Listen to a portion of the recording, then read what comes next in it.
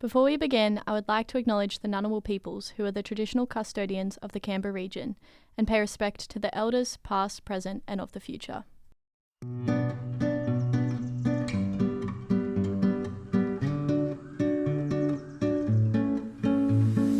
This podcast episode is part of the series Listening to Canberra Voices, made at the University of Canberra, Faculty of Arts and Design 2024.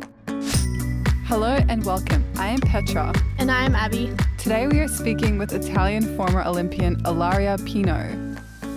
Hello, and thank you for coming in and chatting with us today. It's so nice to have you here. So I guess we should start at the beginning. So if you could tell us a bit about where you were born and where you grew up. Hi, thank you guys.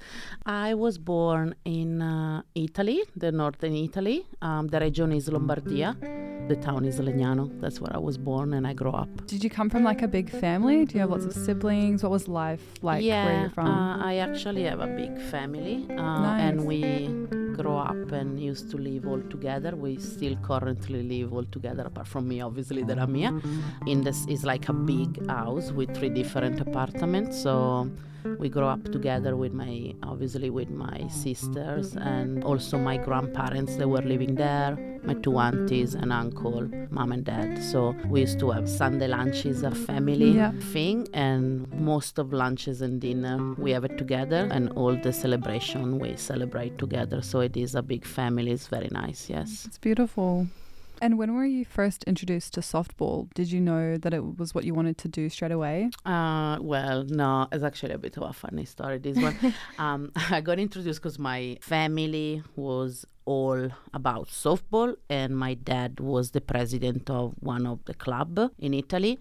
But when I was little, I thought that I was going to do gymnastic for some reason, which I was just a baby thought, because no, I did it for some years. So then, and I always say, no, I'm not going to play softball, because basically I was born on the field and it was something that I was seeing every day, my sister playing and family involved. But I was like, no, I'm not going to play softball. I'm not going to play softball.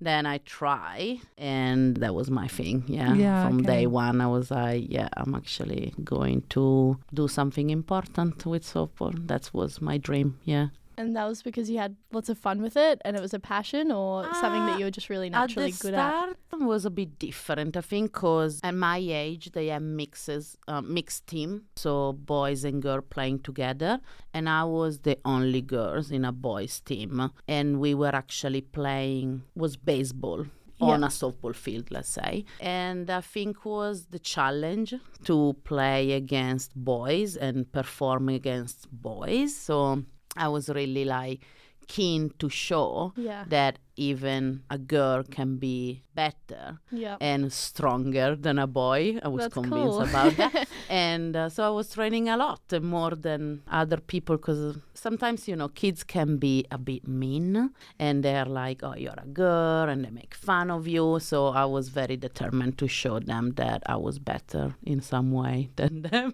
So that's cool. Yeah, I think that's what start my career, and be determined and practice a lot and be very dedicated for what I was doing, yes. And so how did you progress? So you started in juniors, and then where did you go from there to make it to a professional career?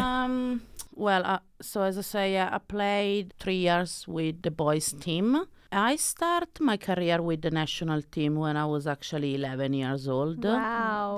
Obviously not in the senior team, but in the junior category that we have. Yeah, it was a bit random. There was actually the coach of the junior, basically national team, saw me playing with the boys. So he came and watched a game randomly. So he was surprised to see me. And then they were going to play a under 14 European Championship. So he approached my dad and say, we're actually leaving in a few weeks to go to Prague in Czech Republic. Wow, that's where I'm from. Ah, really? Yeah. I'm being there for so many times, like 20 times in my life. I love it. So beautiful. Yeah, it's beautiful. Yeah. So anyway, he approached my dad and was like, we need your daughter. And my dad was like, nah, she just plays baseball. She never used the softball ball, which is a bit bigger. Yeah. And he was like, no, she will be fine. I want her with us. And my dad was like, yeah, but she is actually not in the age cut because she's 1 year younger. And he was like, no, that's fine. So I don't know what he did, but through the European Federation, he got some permission to make me play, Wow. even if I was a bit younger.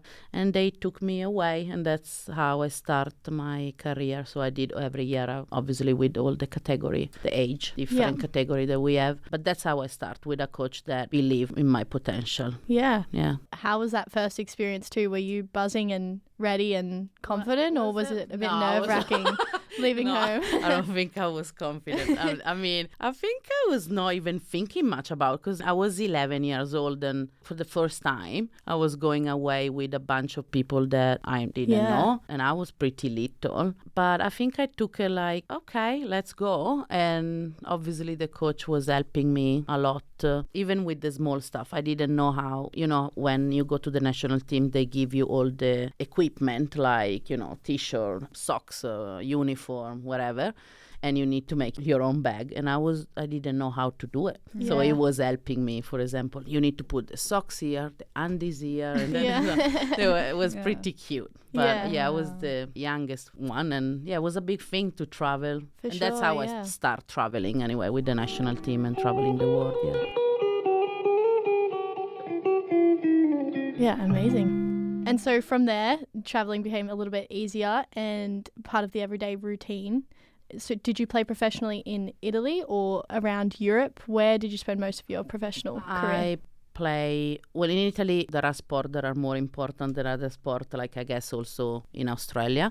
So was a semi-professional, like professional, but in reality, we were not getting paid millions of dollars like other sport, especially being female sport. There are not a lot of sponsors. So you play as a professional player, but the category is like a semi-professional player, because you don't get what you deserve, because you do everything everyone else, but it is what they call minor sport, I guess. Yeah.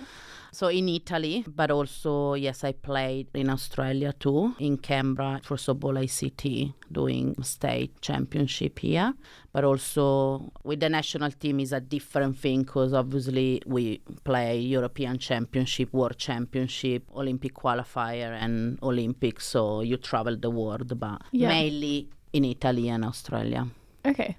And so with your experience, it was the 2004 Athens Olympics. What was that like? That was my dream. I guess is the dream of every athlete. So, and that was the dream that I had when I was 8 years old. I always say, I will go to the Olympics.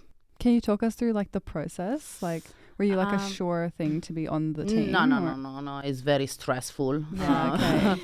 Because they start obviously with a larger squad, and then they start to cut people and cut people and cut people and cut people, and then you end up there are just 15 spots. Wow. Okay. So you were surprised when you saw the team list?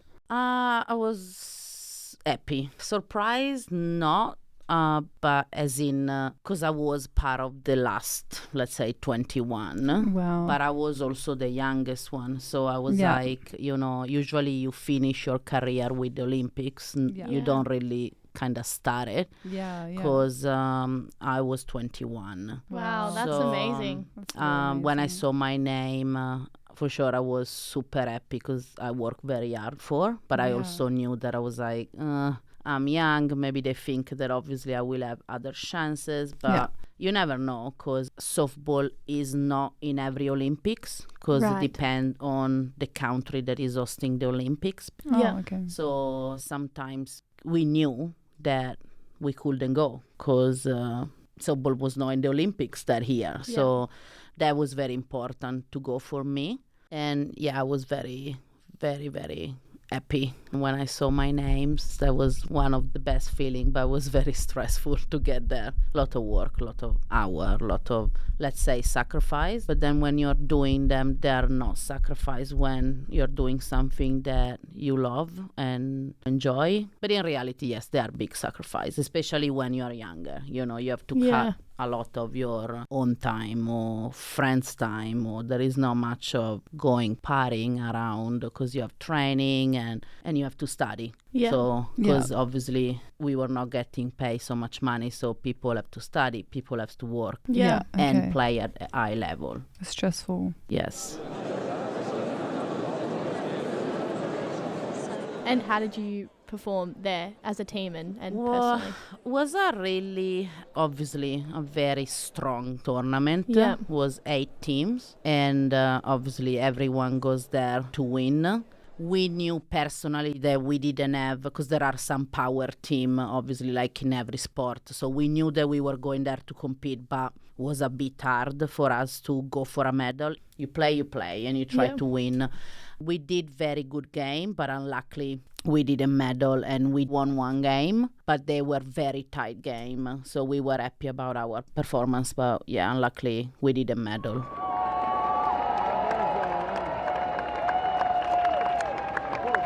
I think when you're there also, yes, of course you go there to win, but when you're a young person, you go to the Olympics, like you try to do your best, but also is the experience is such an high level of experience, a life experience that doesn't matter at the end of the day. I don't know, I guess when you hear athletes that are being interviewed, sometimes they're like, yeah, I didn't win the medal, but was amazing. I gave all myself for the experience, so that's what is important as life experience, I guess. Yeah, so much more to it than the winning or losing. Yes, for sure.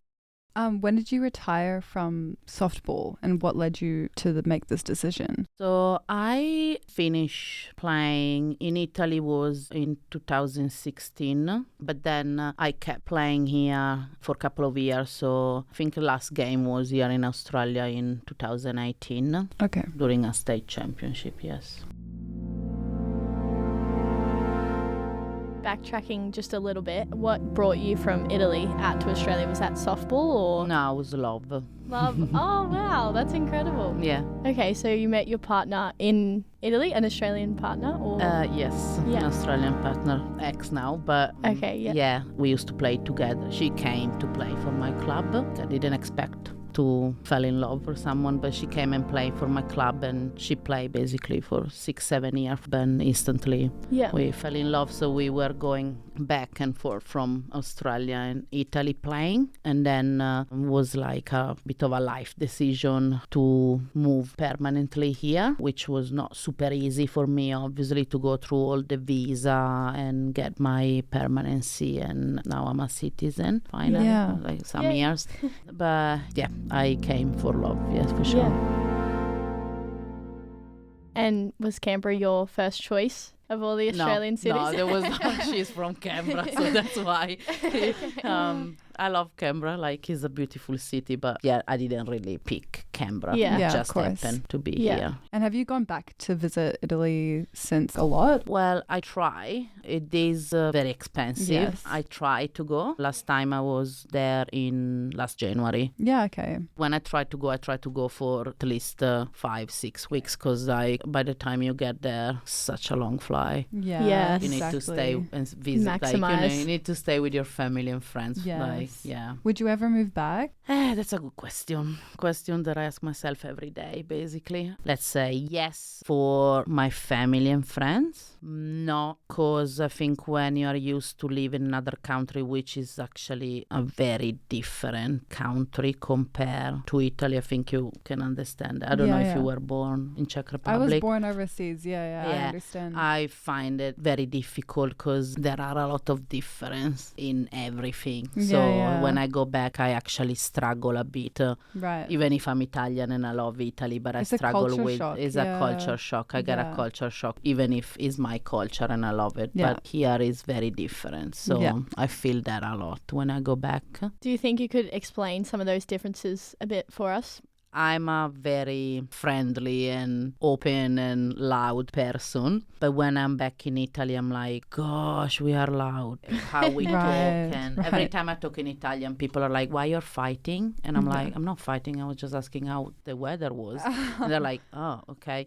Like, I can feel like it's very crowd. Yeah. And then it is a bit different even. I think here people are way more polite in general, and for sure a lot more political correct. And and I think also I can see that Italy is a bit behind in some stuff, like, for example, same-sex relationship and things like that. We're still very behind. There is a lot of judgment.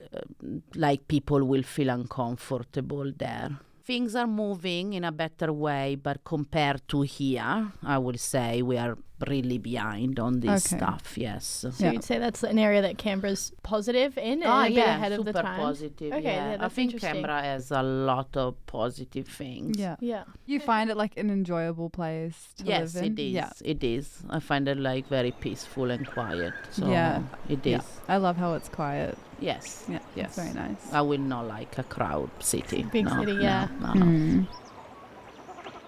So being away from home, you'd obviously miss being around family and friends. I'm sort of wondering how you've created that community here in Canberra for yourself. Have you been able to, or how have you found Canberra as a welcoming place? Yeah, look, was not super easy. At the start, obviously, was easier because I had my ex-partner and all her family, which is being my family for 10 years.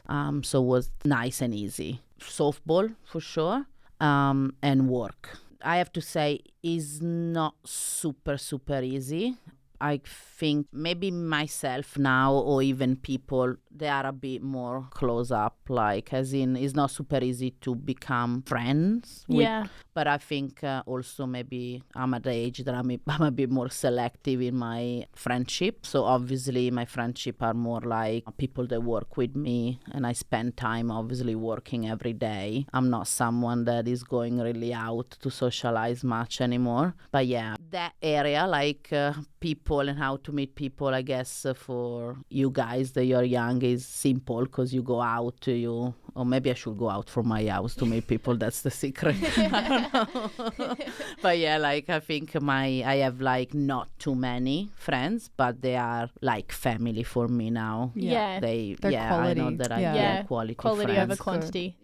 Tell us about your job now here in Australia. How does it compare to schooling in Italy? So by degree, I'm a teacher. Yeah. Preschool teacher, but coming to Australia, I couldn't teach because basically my degree doesn't translate for the system here. I used to work for softball for a bit, and then I start to work as LSA, so learning support assistant, which I love it. I work with special needs kids, and it's very rewarding job, very tiring but very rewarding. The school system obviously is very different, as I say. The curriculum and everything, it is completely different than Italy, but I'm adjusting. I guess I can see what has to be done, but I like it. I love the school that I work. I love the people there, so I feel pretty lucky. I'm happy for the moment like this.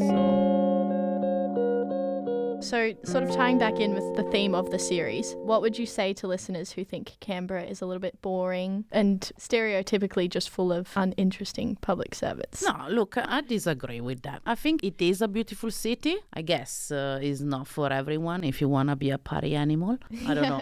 I don't know. Honestly, like guys, as I say, I don't have your age, so I don't really go out much. I'm sure that it's full of nice restaurants and clubs. I don't know. I don't remember last time that I went. I feel like Canberra's like very quiet and there's not a lot going on, but that's like a lot of people hate that, and then a lot of people love that.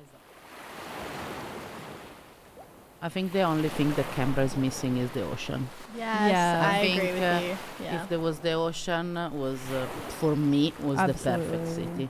So it's a bit of a mix feeling about good things in Australia, good things in Italy, yes. Yeah. Like everything, hey? Positives and negatives. Yeah, thank you so much for coming in and talking to us. It was fun. Yeah, thank you so much. Thank you. Thank you guys.